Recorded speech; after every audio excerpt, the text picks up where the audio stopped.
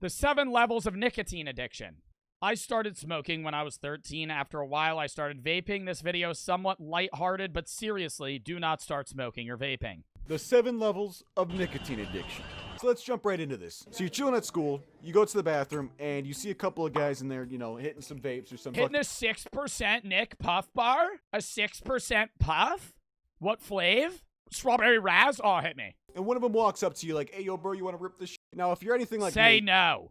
Say no. Genuinely. Hey, bro, you want to rip this Nick stick? No. you're going to say yes to this question. So you start ripping this guy's shit, and you realize as you're hitting it, wow, this is disgusting. Why does it taste like this? And the main reason for it is because this guy had it for 3 months. So you exhale the vape, hand it back to the guy, and you're like, wow, I feel dizzy as fuck.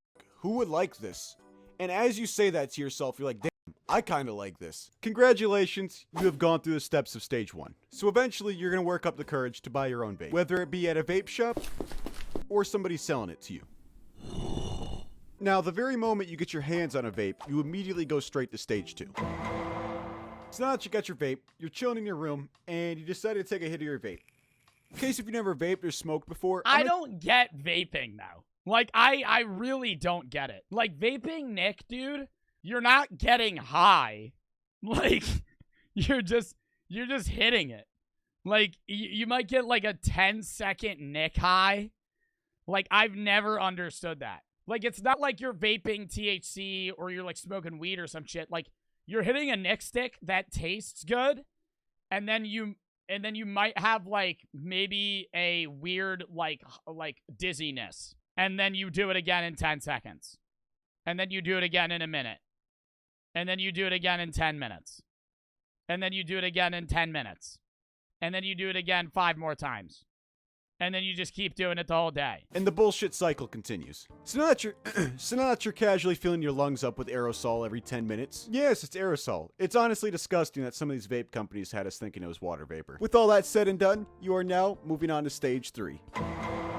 So you've been casually vaping for about a good 2 days now, and you notice as you hit your vape, you can't really get that same buzz. Can you hit a blinker on a Nick stick? Because I know for weed carts it's a thing. Can you hit a blinker on a fucking Nick stick? Dude, that's so cringe. What's a blinker?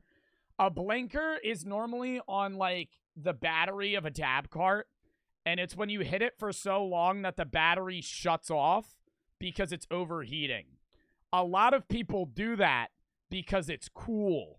Little do they know, blinkers are literally there because your battery is destroying itself. A blinker is when your battery forcefully shuts off because it's starting to, like, melt.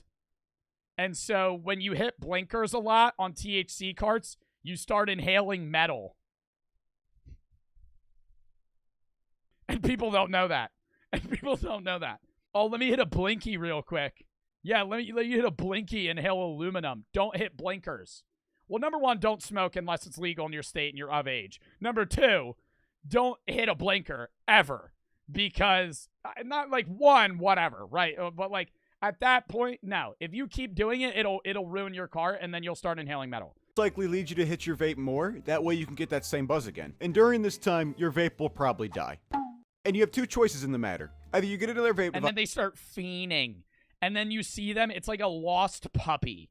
A deep nicotine addict is like a lost puppy when they don't have a Nick stick.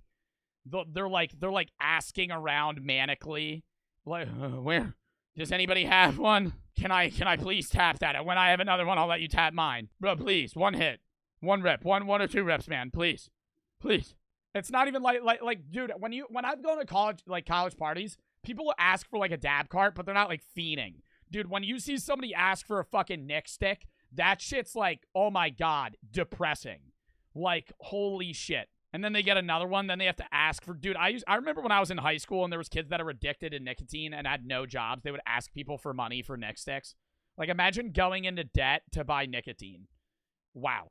And then they get mad. You ever been around somebody that loses a Nick stick? It's more entertaining than any show you've ever seen. Genuinely.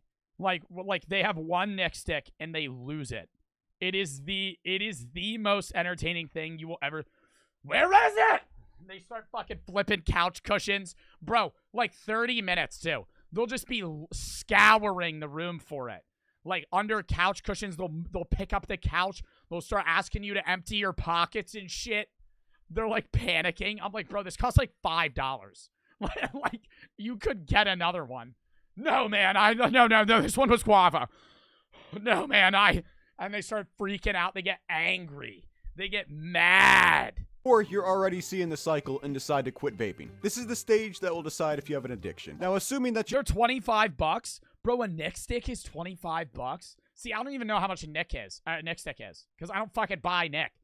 Like, I don't know how much that shit costs. It's $20. How many puffs? How many rips? How many rips? $20? Yo, how do you guys know this? The majority of you guys are 16 in my chat. How the hell do you know how much a Nick stick costs? Google? How do you know how much weed costs? you bought another vape, you will now move on to stage 4. So in stage 4, you hit your vape and you don't get a buzz anymore. How do you know what a blinker is? Oh, bro, well, that's self-explanatory. Fine and all, but the problem occurs when you don't hit your vape for a little while. You get this slight but noticeable feeling that you want to hit your vape. And if you give in to that feeling, you jump straight to stage 7. But if you don't give in to that feeling, you move on to stage 5. Stage 5, I'm not addicted. I'm not addicted. Bro, I could quit any day I want. I haven't ripped my shit in like 6 hours. It's been like a day. It's been like literally a day. I'm quitting Nick. Bro, I love that. You guys have that one friend that's quit nicotine 7 times? Bro, I'm quitting this time, I swear. They quit for like 3 days. 3 days. Word for word, this has happened to one of my friends. I'm quitting Nick. Okay, bro. 3 days later, he's ripping it. Like, he goes through that cycle like 4 times. 5th time, I'm quitting, bro. All right. He goes like a week. We hang out. One of my other friends is hitting a Nick stick. Yo, bro, let me tap that. And I'm like, I literally say to him, I thought you quit. He said, well, it's not my vape, so it doesn't count. Next time we hang out, he has one. Like, bro, like, you gotta, like, commit to quitting. So as time goes by, you start vaping more and more. And you start thinking to yourself, damn, this shit kind of sucks. So you start thinking about trying to quit. You're like, I can do that whenever. I'm not addicted. Even though at this point, you're starting to think about getting a job just to support your non-addiction. So let's just assume you say, fuck this. I'm not getting a job just to vape. And you try to quit. That leads me on to stage 6. You can quit. For free help, visit cdc.gov/tips. So let's assume you go 2 days without vaping after fighting the cravings and keeping it away. You just had a really garbage day, and you walk on home and you see your vape laying on the counter. Bro, I love when my friends will rant about the rip count. Like, my friends will sit there and they'll be like, bro, I just bought this one, and they'll show me it. I'm like, how many rips? They're like 1,000, and then they'll go on like a 10-minute adventure on like, no, but like in reality though, how they measure the rips is probably like, and then they'll puff it and they'll go, like, that's probably what they define as a rip. But what I define as a rip is, see, like, that's a rip, right?